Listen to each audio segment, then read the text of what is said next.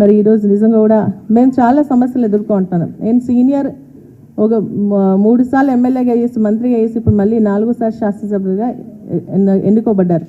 కానీ అయినా కూడా ఇబ్బందులు వస్తాను. ఇప్పుడు కూడా నేను వస్తూ ఉన్నప్పుడు మాకు సంబంధించినటువంటి కార్పొరేటర్కి సంబంధించినటువంటి కొన్ని బోర్ మోటార్ లాగడం లాంటిది అవన్నీ కూడా చేస్తూ ఉన్నారు. అవన్నీ కూడా మేము ఎదుర్కొంటున్నాం కాబట్టి సీఎం గారితో నిన్న మాట్లాడుతూ ప్రోటోకాల్, అదేవిధంగా మాకు ఎస్కాట్ ఇవ్వట్లేదు, పైలటింగ్ ఇవ్వట్లేదు, అదేవిధంగా కొన్ని అభివృద్ధికి సంబంధించినటువంటి విషయాలపైన మరి మాకు సహకరించాలా, ఎందుకంటే మా ప్రజలు కూడా అభివృద్ధిని కోరుకుంటా ఉన్నారు అన్న ఆలోచనతోనే మేము నిన్న వెళ్ళి కలవడం జరిగిందే తప్ప వేరే రాజకీయ దురుద్దేశం కానీ మరి పార్టీ మారేటువంటి ఆలోచన కానీ మాకు లేదు అని చెప్పి స్పష్టంగా తెలియజేస్తాను. ఆ రోజు కూడా మేము నిబద్ధతతో ఉన్నాం, మరి అదేవిధంగా క్రమశిక్షణతో ఉన్నాం.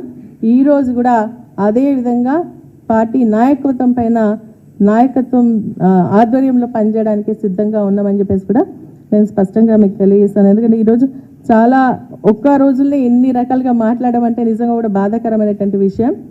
కలవడం తప్ప అని చెప్పేసి మరి నిజంగా కూడా మరి నిన్న మా ఎమ్మెల్యే గారు చెప్పినట్టుగా అభివృద్ధి నిరంతర ప్రక్రియ. మెయిన్ ఆపోజిషన్ పార్టీలో ఉండొచ్చు, కానీ సీఎం గారు కానీ మంత్రులు కానీ కలిసి మా నియోజకవర్గానికి సంబంధించినటువంటి సమస్యలపైన మేము వెళ్తాం, అరుగుతాం, అది మా ఒక హక్కు. అదేవిధంగా మన రేవంత్ రెడ్డి గారు కూడా సీఎం గారు కూడా మరి అక్కడ పైన కేంద్రంలో ఉన్నటువంటి మంత్రులను కానీ ప్రధానమంత్రిని కానీ కలవడం జరుగుతుంది. ఇది సహజం. మనకు సంబంధించినటువంటి సమస్యలు పరిష్కరించడంలో అది ఒక ప్రక్రియ. వెళ్లాల్సినటువంటి బాధ్యత మా పైన ఉంది, మేము వెళ్ళినాం. దానికి ఈ విధంగా మరి రాజకీయంగా దుష్ప్రచారం చేస్తూ మా ప్రతిష్టకు భంగం కలిగే విధంగా మాట్లాడితే మాత్రం మేము నిజంగా కూడా మరి మేము డిఫమేషన్కి పోవాల్సినటువంటి పరిస్థితి వస్తుంది అని చెప్పేసి కూడా స్పష్టంగా నేను తెలియజేస్తాను.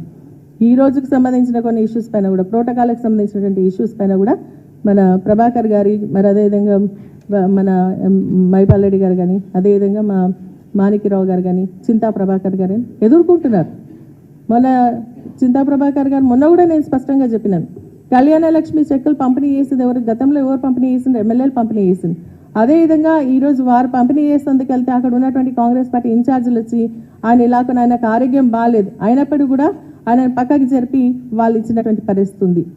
ఈరోజు మేము ఏదైనా కార్యక్రమం కోటే మాకంటే ముందే కాంగ్రెస్ పార్టీకి సంబంధించిన వాళ్ళు కూర్చొని మాకు ఎమ్మెల్యేగా ఉన్నటువంటి హక్కుకు భంగం కలిగిస్తున్నారు, మమ్మల్ని పక్కకు కూర్చోటేటువంటి పరిస్థితి వస్తూ ఉందని చెప్పేసి నేను అడిషనల్ డీజీ గారిని కూడా కలవడం జరిగింది. అదేవిధంగా అదే విషయాన్ని మేము సీఎం గారి దృష్టికి కూడా తీసుకెళ్లడం జరిగింది. అభివృద్ధికి సహకరించాలని అడిగినాం. ప్రజలు గెలిపించినటువంటి ఎమ్మెల్యేలుగా మాకు మరి సహకరించి మా నియోజకవర్గ అభివృద్ధి ఇంతకుముందు ఇచ్చినటువంటి శాంక్షన్స్ ఆపేయడం జరిగింది, అవన్నీ కూడా ఇవ్వాలని చెప్పేసి చెప్పడం జరిగింది. సో మేము అడుగుతా ఉన్నాం, ఈ ఒక సమస్యలు ఏవైతే ఈరోజు వారు అంటే హామీలు ఇచ్చిండ్రో ఆ హామీలన్నీ కూడా నెరవేర్చాలని చెప్పేసి చెప్తూ, మరి అదేవిధంగా మనకు కరెంటు బిల్లులు కూడా ఈరోజు మా గ్రామాలకు వెళ్తున్నప్పుడు కరెంట్ బిల్లులు కట్టమని ఫోర్స్ చేస్తున్నారని ప్రజలు అడుగుతున్నారు. మేము అడిగినప్పుడు ఖచ్చితంగా ప్రభుత్వం దృష్టికి తీసుకెళ్ళాలి. ఆ విధంగా మేము అడుగుతున్నాను, మీరు జనవరి నుంచి కరెంట్ బిల్లులు కట్టొద్దన్నారు, మరి ఇప్పుడు ఎందుకు ఫోర్స్ చేస్తున్నారు అని అడిగితే మాత్రం మరి దాన్ని రాజకీయ దురుద్దేశం అని అంటే ఎట్లా? ఆపోజిషన్లో ఉన్నాం, కరెక్ట్గా మేము ఆపోజిషన్ పాత్ర పోషిస్తాం. ఇప్పుడు కానీ అసెంబ్లీలో కూడా మా వాదన వినిపిస్తాం ప్రజల పక్షాన. అదేవిధంగా ప్రజలకు సంబంధించినటువంటి సమస్యలు కూడా మరి ముఖ్యమంత్రి గారు కానీ మంత్రులు కానీ అధికారుల దగ్గర కానీ వెళ్ళాల్సినటువంటి బాధ్యత మా పైన ఖచ్చితంగా వెళ్తాం.